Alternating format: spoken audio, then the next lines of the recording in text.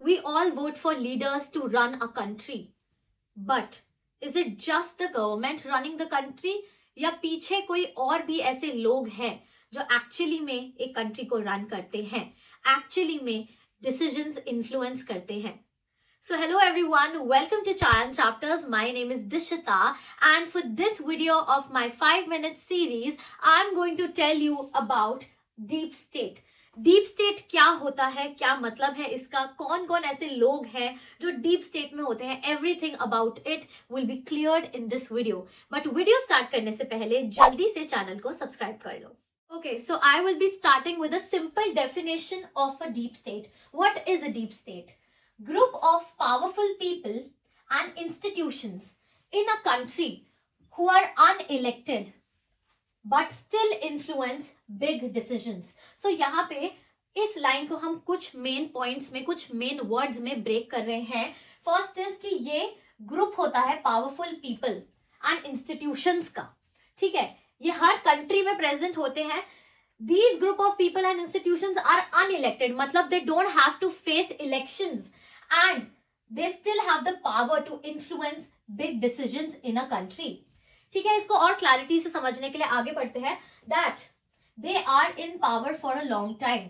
ये लोग जो है ये अनइलेक्टेड है but they stay in power, almost permanent होते हैं सिस्टम में.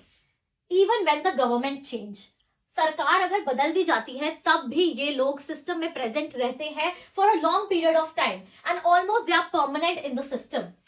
This is sort of a hidden power which is behind the scenes running the government.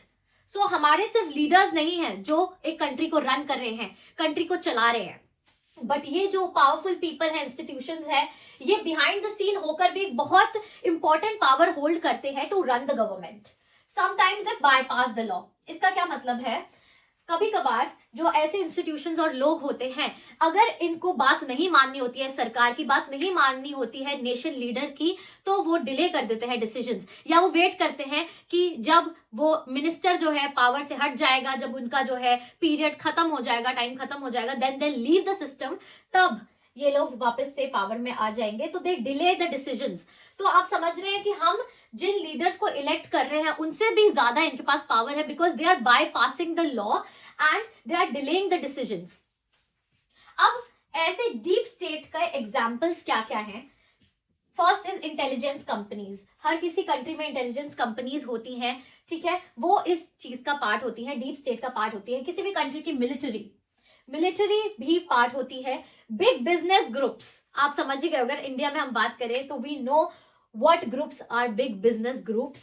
And influential media, influential judicial circles, ये सारे लोग डीप स्टेट का part होते हैं, system का पार्ट होते हैं, and they are unelected, still they hold big power. And अगर हम बात करें व्हाई आर दे पावरफुल, ये पावरफुल है क्यों? Because they have the money, they have force. वो जोर जबरदस्ती करके अपनी पावर को जो है कर सकते हैं exercise. They have power, they have force, they have money, they have information and they are unaccountable. जो हम लीडर्स इलेक्ट करते हैं, मिनिस्टर्स इलेक्ट करते हैं इलेक्शंस के थ्रू, वो तब भी लोगों के लिए अकाउंटेबल होते हैं, लोगों को अकाउंटेबल होते हैं. बट ये जो लोग हैं, डीप स्टेट के जो लोग हैं, वो तो अकाउंटेबल भी नहीं होते हैं. And we know that they delay the policies, decisions, and वो क्वाइट डिसीजंस लेते हैं. ठीक है, क्वाइट डिसीजंस लेते हैं वो. बट हम पूरी तरीके से इनको ब्लेम नहीं कर सकते, क्योंकि कभी कभार मिनिस्टर्स जो होते हैं, लीडर्स जो होते हैं, वो जब पॉलिसीज को अच्छे से इंप्लीमेंट नहीं कर पाते तो अपने फेलियर का ब्लेम वो डीप स्टेट पे डालते हैं. वो कहते हैं कि इन लोगों की प्रेजेंस की वजह से कोई पॉलिसी वर्क नहीं करी है. तो sometimes ministers also use their name, use deep state to hide their failures.